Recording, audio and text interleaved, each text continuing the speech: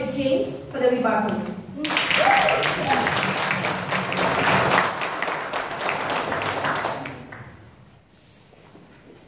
Our opponents have built a case stating that we are unhealthier today than in the past. The following arguments were raised: physical, mental, social. Now my job as second speaker to rebut is really quite simple. They have given one side of the picture, allow me to tell the whole story. Fellow Toastmasters, honorable judges, distinguished guests, a pleasant good morning to all. Good morning. Good morning. Argument number one, physical. Now, they could have stated the WHO has stated the serious illnesses occurring based on the arguments in the past.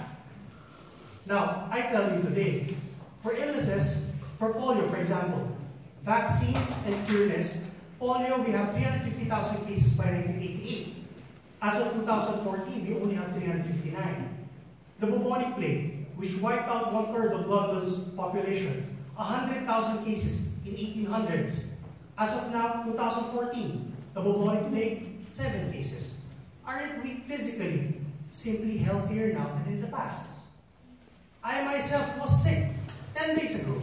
I guarantee each and every one of the people in this room has been sick at one time or another in his life. But thanks to medicine, we now stand stronger and healthier. Aren't we simply healthier than we were in the past? Argument number 2, mental. They have told us, example for supplements, why do we need it? Fellow Toastmasters, we're in an evolving world with changing times.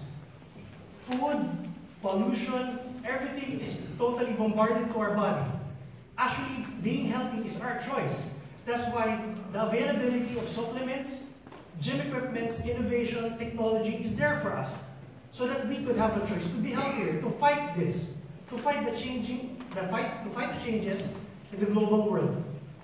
Mentally, for me, that is a sign that we are healthy, because it is being successful.